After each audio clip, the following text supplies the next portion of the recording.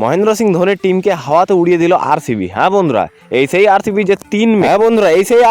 যে 3 মেতে 10 নাম্বার পজিশনে ছিল। তারপর মাত্র 18 দিনের মাথায় যেটা করে দেখালো সেটা ইতিহাস। পরপর 6টা ম্যাচ জিতে আরসিবি করে গেল কোয়ালিফাই। চেন্নাই সুপার কিংসের মতো বড় টিম যে আগের বছর চ্যাম্পিয়ন ছিল তাকে হাওয়াতে উড়িয়ে দিল ধুলোর সাথে। কাজটা মোটেও সহজ সরল ছিল না। ইয়াশ দয়াল বলারটার নামটা মনে আছে বন্ধুরা? সেই ইয়াশ দয়াল যাকে রিঙ্কু সিং পরপর 6-এর পর 6 মেরেছিল। সেই ইয়াশ দয়ালকে বল দিয়েছিল লাস্ট ওভারে বল করতে। ইয়াশ দয়ালের হাতে ছিল হয় নাম ডুবাবে নাহলে আবার ঘুরে আসার সুযোগ। কিন্তু আরসিবি যেন আলাদা ইতিহাস রচনার দিকে এগিয়ে যাচ্ছিল। ইয়াশ দয়ালের প্রথম বলে 6, কে জানতো প্রথম বলে 6 খেয়ে যাওয়ার পর ইয়াশ দয়াল কামব্যাক করতে পারবে। তারপরে বলে আবার আউট। তারপরে বলগুলোতে পরপর 4 বলে মাত্র 1 রান।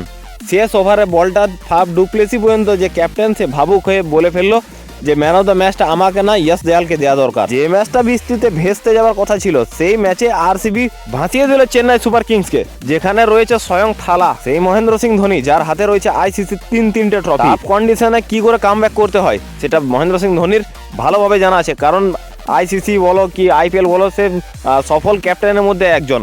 কিন্তু আজ ইতিহাস যেন আলাদাই রূপ নিয়েছিল। ধোনির প্রত্যেকটা চাল যেন বিফলে চলে যাচ্ছিল। টিমটাকে সবাই ভুলে গিয়েছিল সেই টিমটা এবার ঘুরে কোয়ালিফাই করে যাবে, এটা কে জানতো? কিন্তু প্রত্যক্ষকে প্রমাণের দরকার পড়ে না। পরপর 6টা ম্যাচ জিতে আরসিবি কোয়ালিফাই করে গেল। এই ম্যাচটাকে যদি কোনো সিনেমার সাথে তুলনা করা হয় তাহলে সেটাও কম পড়বে না, কারণ যে আরসিবিকে প্রথমার্ধে সবাই অবহেলা করেছিল শেষের দিকে সে বাঘ হিসাবে বেরিয়ে আসবে, এটা কে জানতো? যে চেন্নাই সুপার কিংসের সাথে প্রথম ম্যাচে আরসিবি ল্যাথপ্যাথ করছিল, আরসিবি আবার চেন্নাই সুপার কিংসকে বাঁশ ভরে দেবে এটা চেন্নাই নিজেও কল্পনা করতে পারেনি। কিন্তু এই ম্যাচের অনেক নায়ক রয়েছে, যেমন ইয়াশ দয়াল রয়েছে, সেরকম ফাফ ডুপ্লেসি নিজেও আছে ক্যাপ্টেন, যে তার সাথে বিরাট কোহলি।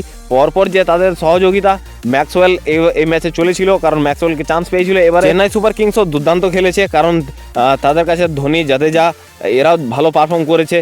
এর সাথে রচিন রবীন্দ্র যে 60 রানে ইনিংস খেলেছিল। ওভারঅল যেটা সেটা আরসিবি কোয়ালিফাই করে গেছে। আর ইমোশন হয়ে লাভ নেই, ইমোশনাল ক্রিকেটে কোনো কাজে আসে না। তো দেখা যাক আরসিবি পরবর্তীকালে কতটা পারফর্ম করতে পারে। আর আরসিবি যেভাবে খেলে আসছে, কেকেআর হায়দ্রাবাদের কাছে বড় চ্যালেঞ্জ হয়ে দাঁড়াবে আরসিবি। কিন্তু যতটা ভাবা যায় ততটা হয় না ক্রিকেটে, কারণ ক্রিকেট সবার উপরে থাকে। আরসিবি কতটা আগে যাবে সেটা নির্ভর করবে আরসিবির প্লেয়ারদের উপর আর তারা কীরকম খেলে। তবে তাদের সামনে চ্যালেঞ্জ হয়ে দাঁড়াবে হায়দ্রাবাদ এবং কলকাতার মতো টিম। আজকের ম্যাচ যেটা হতে চলেছে রাজস্থান ভার্সেস কলকাতা, সেখানে যদি কলকাতা জিতে যায় তাহলে কলকাতার কপালে দুর্গতি আছে পরবর্তীকালে, কারণ বড় জায়গা থেকে হারার সম্ভাবনা বেশি বেড়ে যাচ্ছে। কিন্তু সেখানে যদি আজ কেকেআর হেরে যায় রাজস্থানের কাছে, তাহলে কেকেআরের কাছে দারুণ সুযোগ রয়েছে, কারণ যে টিম দুর্দান্ত পারফর্ম করে আসে শেষে গিয়ে সে ফ্লপ খায়, যেটা আমরা ভারতীয় টিমের সাথে দেখেছি। ভারতীয় টিম যেভাবে পারফর্ম করছিল এই বছর বিশ্বকাপে সেটা দুর্দান্ত ছিল, কিন্তু শেষে আলটিমেট রেজাল্ট বেরিয়ে এলো, হেরে গেল। তো ম্যাচ জিতে বন্ধুরা লাভ নেই, কারণ বড় ম্যাচে বড় রেজাল্ট দরকার। বন্ধুরা তোমাদের কাছে একটা ছোট রিকোয়েস্ট রাখবো, যদি ভিডিও ভালো লেগে থাকে তাহলে একটা লাইক আর একটা সাবস্ক্রাইব করে যেও।